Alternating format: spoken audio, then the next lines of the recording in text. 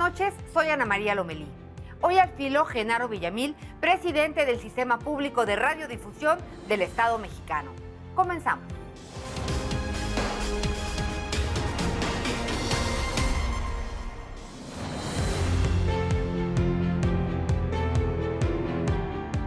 Genaro Villamil, bienvenido. Muchas gracias, Ana María. ¿Qué tal? Buenos días. Pues muy contenta de recibirte, de platicar contigo, de saber que pues vas por primera vez a tus oficinas de SPR. ¿Cómo te sientes? Me siento emocionado, me siento muy inquieto, digamos, pues siempre que estás en un desafío nuevo, pues necesitas o quieres saber todos los detalles de toda la empresa o la aventura que te toca encabezar. Y en el caso del Sistema Público de Radiodifusión, que es este organismo enorme. Enorme Sí, en términos de infraestructura, pero que todavía está apenas por desarrollar. Es decir, me toca enseñar a caminar a una bebecita, como digo yo. Yo le digo la bebecita en términos tiernos, porque es como una bebecita, o sea, en realidad es una BBC mexicana muy chiquita, ¿no?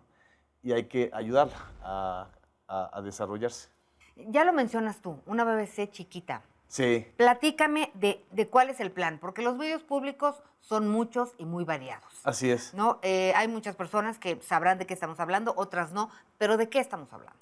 Cuando hablamos de medios públicos, estamos hablando de unos medios que no son los comerciales, es decir, no son los que tradicionalmente se ven en la pantalla y que tienen un objetivo muy claro, es decir, a ganar audiencias, patrocinadores, anunciantes, entretener, en fin, son medios concesionados. Y hay otros que son medios gubernamentales, pues que son los que difunden las versiones oficiales, tanto del presidente de la República como de los secretarios de Estado.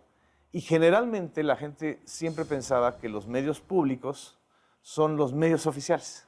No, los medios oficiales ya existen.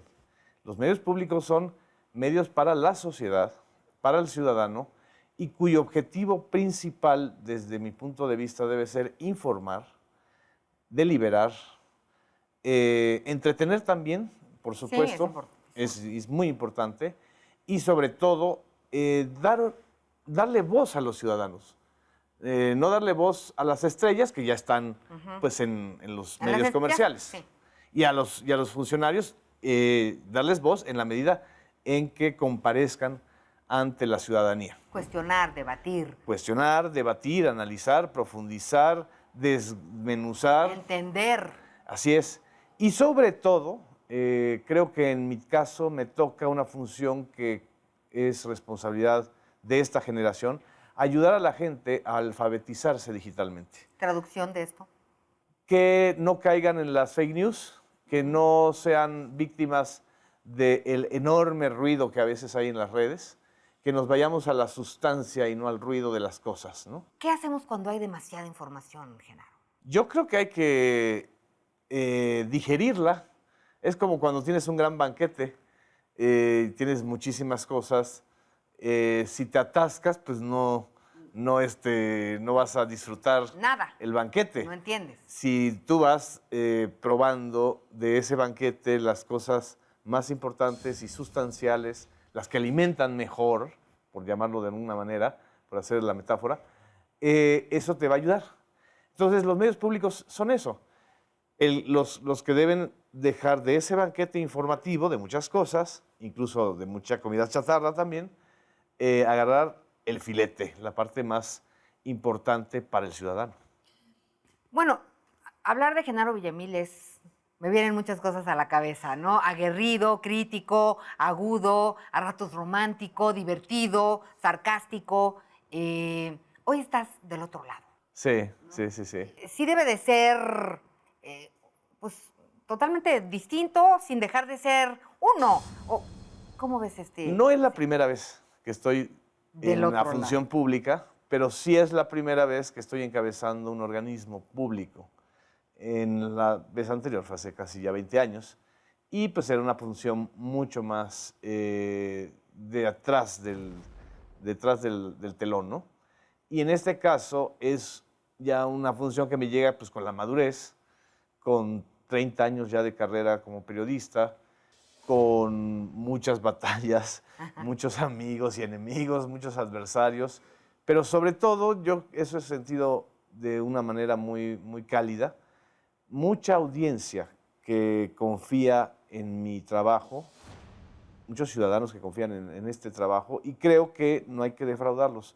Creo que a final de cuentas hay que estar muy consciente que si uno trabaja con esas audiencias, que son además las audiencias que impulsaron el cambio.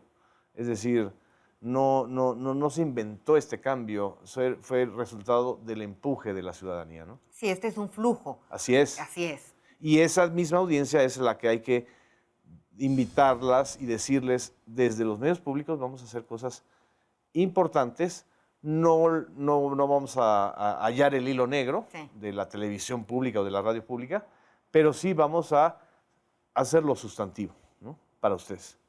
¿Y tu reto personal cuál es en este sentido? No perder la paciencia. Porque cuando te acostumbras a trabajar, y creo que a ti te ha pasado también, te acostumbras a trabajar en un sector que no es el público, Sí. pues estás acostumbrado Son otros tiempos. a trabajar bajo presión, a que todo salga en función de lo que tú haces.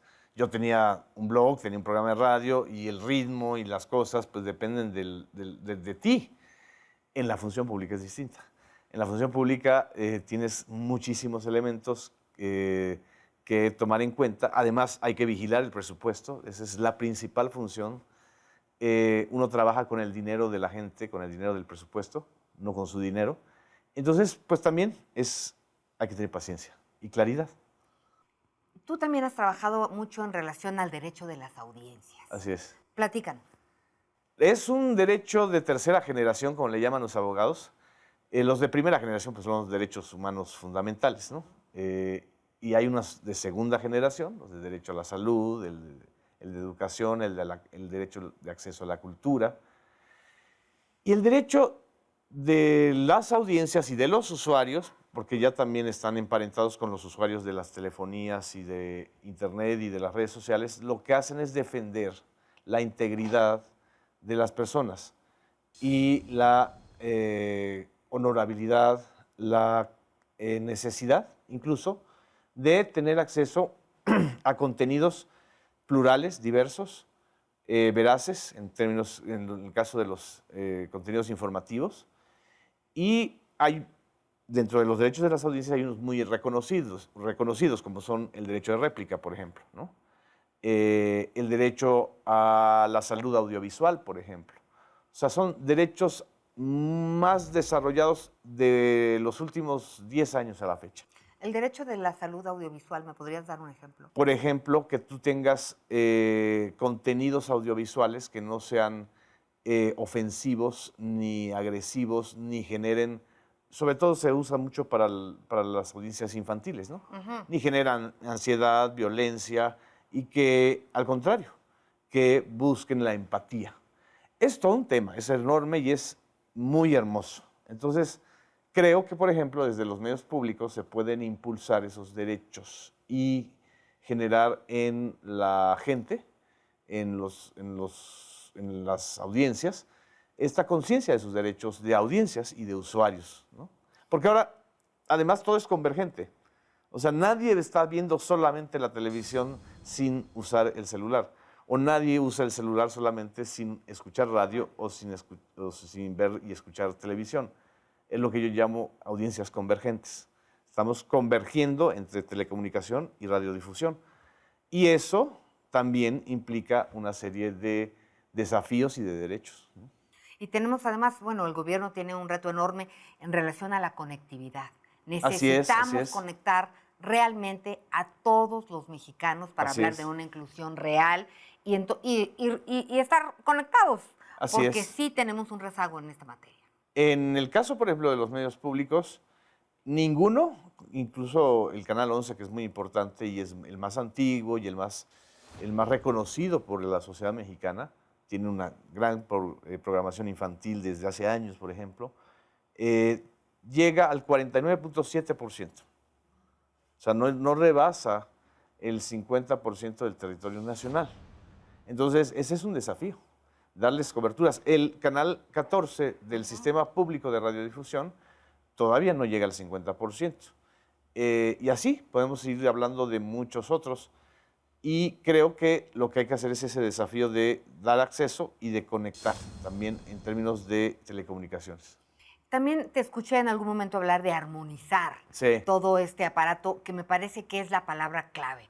Porque si Así es. los medios públicos logran complementarse, Así es, así es. entonces sí realmente va a ser un músculo imparable. Es que ¿para qué gastas doble? ¿Para qué Canal 22 va a comprar una serie por su lado y el Canal 14 por su lado y el Canal 11 si entre los tres Exacto. pueden compartirla, por ejemplo?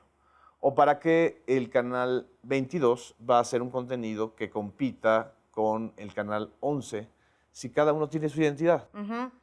O en el caso de la radio, porque el IMER va a hacer cosas que ya está haciendo la Radio Educación o Radio Universidad o las otras radios. Entonces, yo creo que se trata sobre todo de armonizar. Por ejemplo, ¿para qué crear enormes redacciones de Sí. periodistas si tú tienes una agencia de Estado que se llama Notimex que te puede proveer la información? Entonces, la armonización implica la utilización de los recursos de una manera mucho más eficaz. Y esa es mi tarea también. O, bueno, sobre todo esa es mi tarea. Pues vamos a estar súper pendientes porque sí, me parece que es un gran reto y que va a cambiar el paradigma finalmente de los medios públicos. Ojalá. No. Esta palabra de paradigma la usó la senadora Beatriz Paredes y creo que es importante crear un paradigma o cambiarlo.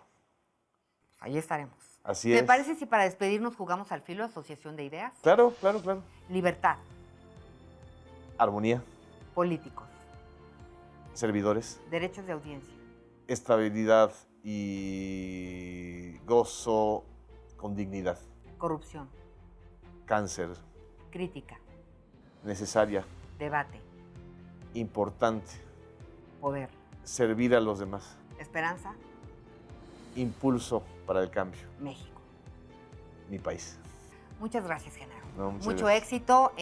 Pues la verdad es que cuando uno ve a un colega realizarse en cualquiera de estos ámbitos, pues da mucha emoción. A mí me dio mucho gusto tu ratificación, porque pues está uno del otro lado, entonces sabe lo que se siente y puedo pensar lo que es estar de aquel lado. Así que muchas felicidades, Muchas mucho gracias. éxito y pues que no sea la última porque seguramente pasarán cosas. Así es, así es. Vamos a vernos mucho más. Gracias. Gracias. Gracias.